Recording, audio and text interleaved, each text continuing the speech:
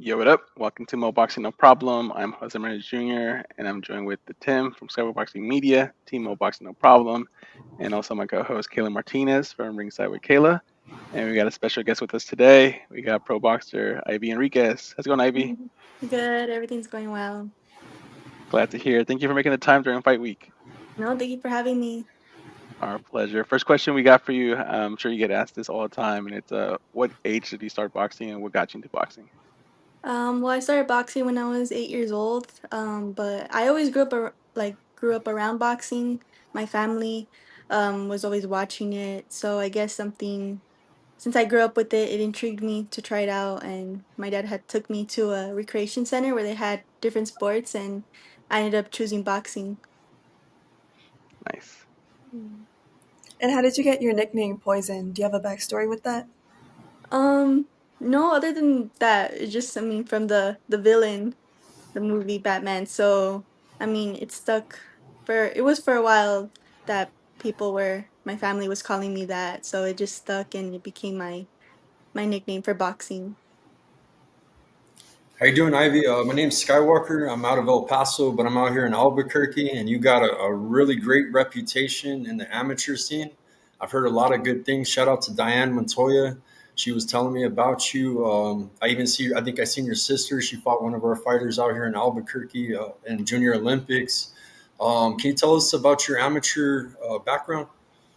Yeah, well, I was an 8-time national champion and then a one-time international gold medalist. So, and then I was on the youth and junior USA team. But yeah, they took us for the one in Germany, they took us out and that's where I competed internationally, got a lot of good international work out there. So, it was fun. Nice. And then Ivy, a name that stood out to me from your amateur days was Perla Basaldua. She's now signed Mhm. with Top Rank. I know she's campaigning a weight class below you. Can you talk to us about that fight in the amateurs, and is that a fight you think we can possibly get in the pros? Yeah, I'm really good friends with her, but I know a lot of people have asked me about fighting her in the future and like my thoughts and stuff. So, but I'd be willing to take the fight. I like to, put women's boxing out there. So if that's a fight that people want to see, I'm gladly to, put up a show for everyone. And yeah, I mean, back when we were amateurs, it was a good fight. Um, but then again, our styles have changed. We've evolved as boxers, so I think a lot is different now. Right on. And you made your pro debut back in February, earlier this year in El Paso, Texas. What were your emotions heading into that fight? Did you have any nerves? Yeah, no, I wasn't nervous. I wasn't as nervous as I thought I was going to be. Um, due to the fact that it was my first professional fight. So that was a little bit surprising. I surprised myself, but I think it was more just anxious trying to get in the ring and finish the fight, cuz I mean, after all I just wanted the victory at the end, but um just the support I think is what kind of helped me a lot. I had a lot of family and support there um for my first fight, so that was really helpful. So your first opponent had a lot of fights, and then your second one had a lot of fights. They were both veterans. Was that intentional to start off your pro career? No, it was a little bit difficult to kind of find girls who would want to be willing to take the fight. So the first couple of girls that we reached out to, they were one of the couple ones that we reached out to, and they were willing to take the fight. But no, it wasn't intentional. I see it as an advantage just because like that I get to see how it is, fighting with someone who's had lots of experience in the Yeah. pros. So, yeah. Nice. All right. And as we mentioned, you're going to be back on July 12th for your fourth pro fight. How has training camp been going, and what can we expect to see on July 12th? Good training camp's been going well. Just a lot of prepping for this fight because my opponent, we don't know much about her. Just that she was a multi fighter, so we don't know her style or anything like that. So I'm just working on everything, a little bit of everything to fill her out the first round. But camp's been going good. For this fight, I mean, just like for any other fight, I want to dominate. I'm gonna try to use a lot of my body work. So like throwing a lot to the body, hooks, trying to slowly slow her down. But yeah. Nice. And your next fight will be at the County Coliseum in El Paso. With El Paso being your hometown, what does it mean to you to be able to fight in front of your friends and family? No, yeah, it's exciting. The it's a, like I can't explain how much it like makes me feel like how joyful I feel when I have all my family and friends here and fighting in my hometown. Any opportunity I get to fight for my family and friends, like I'll take it because a lot of them always ask me like how's boxing going. They're always they're trying to be involved, and that's really like something that their support is everything to me. Right. I just want to add to Kayla's a question. I was there February for Stephanie Hahn's title fight. Shout out Mhm. to Marshall Kaufman, King's Promotions. Man, they had a sold out house. It was probably one of the best, small. I would think a smaller promotion type of fight. One of the best I've ever been to. It was an amazing night. A lot of great fights. I'm looking forward to July 12th. You guys get your tickets. It's going to be an amazing night. The whole card's stacked. You got Poison Ivy. We got our killer from Albuquerque, Abraham Pettis. He's the main event.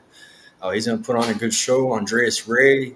The whole card's stacked. We got Nayeli Rodriguez, another good female prospect coming out of El Paso, and it's kind of putting the Southwest on the map. This card's got a lot of good talent. You guys don't want to miss it. It's streaming on DAZN, so get your tickets.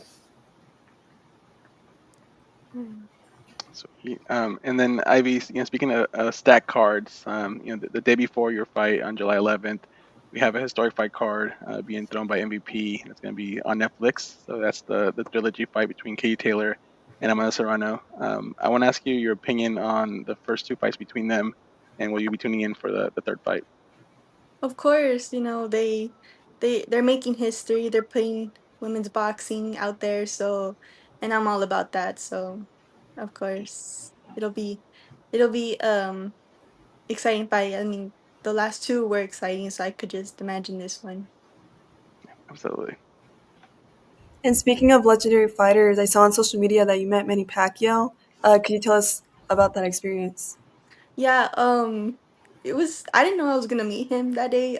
We were doing media there in California. So, it was just that's all that I knew I was going for media, um to do interviews and stuff like that. But yeah, I believe the promoter told me, do you want to meet Manny Pacquiao? He's downstairs training, and then I was like, oh, well, like that'd be great. Like I'd love to meet him. So then yeah, they took us down there, and then he was there drying off. I believe it seemed like he just finished cutting weight, so he seemed a little like um tired, but yeah, I got to meet him, took a picture with him, and it was a good experience. Nice. Do you have any dream opponent or a dream venue in the future that you would like to fight? Um for sure I want to fight in the MGM. I mean, that'd be amazing. Dream opponent. Honestly, anyone that's has a belt. So, but yeah. And Ivy, who's been the hardest puncher you've been in the ring with, either in sparring or in one of your fights? Ooh.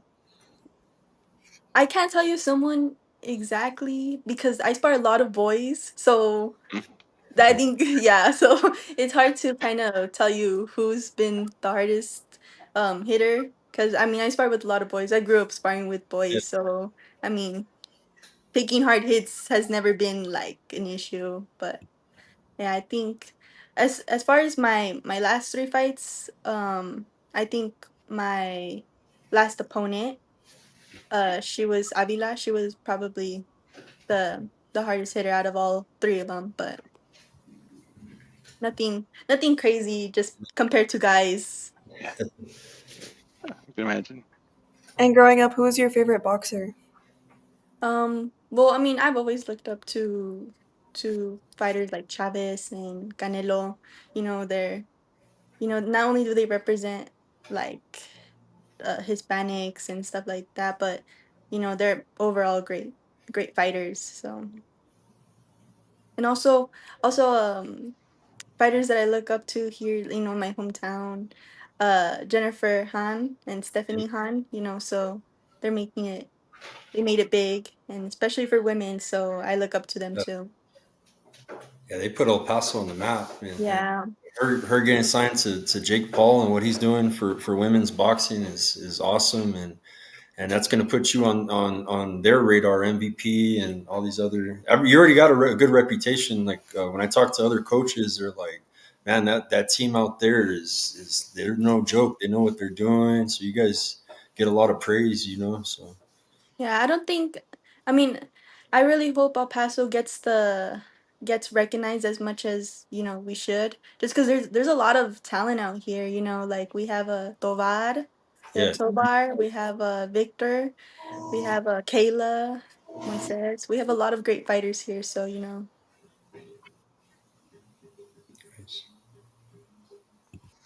And then Ivy, who's in your opinion, the number one pound for pound fighter today? Oh, probably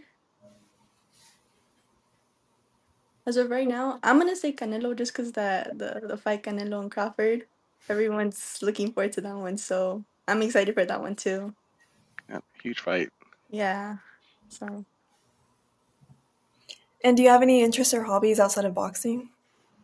um probably just hanging out with my family and friends. I love spending time, going out with my cousins, spending a lot of time with them.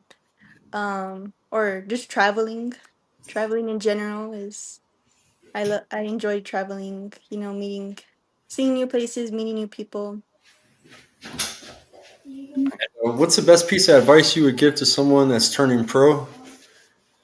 Um, Probably just to go in with a strong mindset.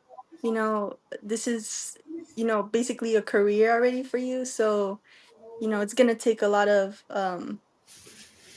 mental tolls on you, but just going in with the mentality of that you can, and that you're gonna be successful.